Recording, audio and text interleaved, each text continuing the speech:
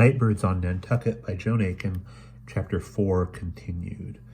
We have just left the Galapagos with the crew of the Sarah Casket in search of the pink whale. The days and weeks that followed were fierce and rugged.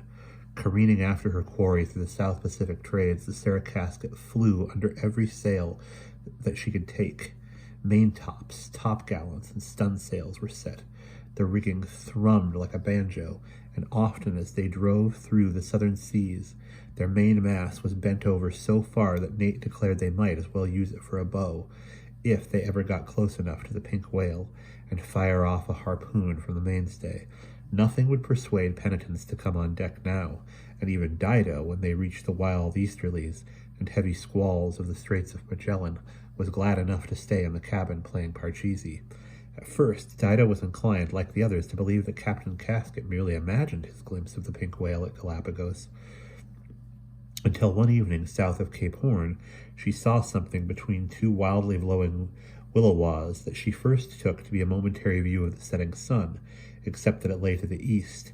It was like a rosy, iridescent bubble balanced amid the black leaping seas.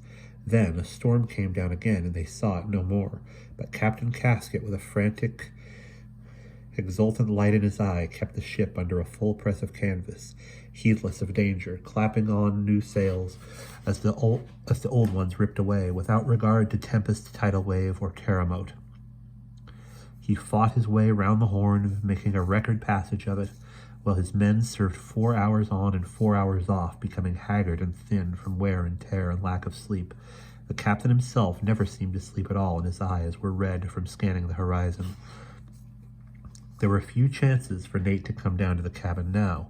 He was kept busy all the time as a lookout, or taking soundings, or mending the tattered sails. Sometimes he could be heard singing as he sewed with Mr. Jenkins, who had acquired a wholesome respect for Mr. Slighcarp, supplying the chorus on a subdued croak. "Stow your land tubs, belay tail feathers, it's rough, it's rugged, it's blowy weather.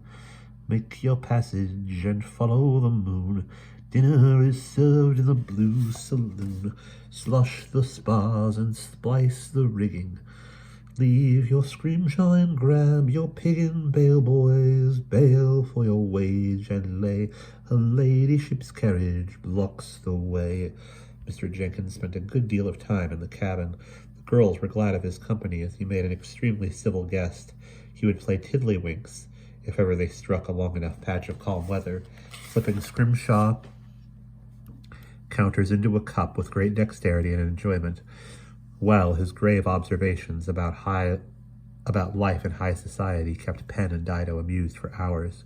Past the Falklands they chased, past the Brazilian coast to the Sargasso Sea, which slowed down the pink whale a little, for she got weeds caught in her flukes, past Bermuda, past Cape Horn, and so home. But the pink whale, unfortunately, seemed disinclined to stop, and mutterings were to be heard among the men that at this rate they'd likely be skating past Newfoundland before they discharged cargo and had their pay. A deputation waited on Captain Casket and pointed out to him that they were low on stores and water, that there wasn't a single unmended sail on board, and that what hardtack was left would walk away from you along the deck if you let go of your ration for a moment. With great difficulty he was persuaded to put in to New Bedford. And so it was that almost 7 months to the day after she had first opened her eyes on board the Sarah Casket, Dido had a chance to set foot on solemn ground. "New Bedford," she said ungratefully. "Where's that, I ask you? Land sakes, Captain Casket might just as well have nipped across to London. It wouldn't have taken him but a few more weeks." She glared with disfavor at the trim roofs of the town climbing the hill above the harbor. "Still," she admitted with acknowledgment of the forest of masts, "I will say there's plenty of shipping here. Maybe I'll find some bark as'll take me to England." "You promised you'd come home with me first. You promised," Pen reminded her anxiously. All right, I ain't forgotten," Dido growled. "I've said I'll see you right, and I will, if we can only get your pa to tend to your affairs for 2 minutes together. You know you had a notion Your cousin Ann Allerton might put you up.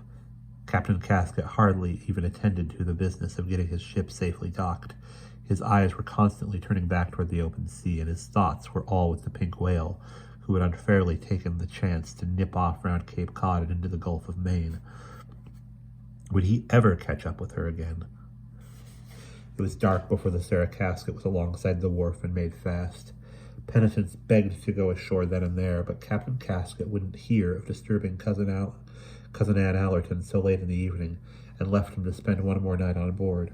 Dido stayed awake for hours, sniffing the land smells, listening to the shouts and the splash of oars in the harbor and the cry of gulls and the music coming from the sailors' taverns. She dragged a chair to the port and squatted there, looking out at the lights as they gradually dimmed and died along the wharf side and in the streets above the warehouses. Strangely enough, although she was now nearer home than she had been for the last year, she felt more lonely and homesick than ever before. The sight of roofs and lights, the noises of wheels on cobbles, reminded her almost unbearably of Rose Alley in London town. "Pen," she whispered after a while. "Hey, dutiful, are you awake?" The only answer was soft, even breathing. Dido sighed and was about to climb down from her perch and go to bed when she heard a faint splash close to in the creak of oars.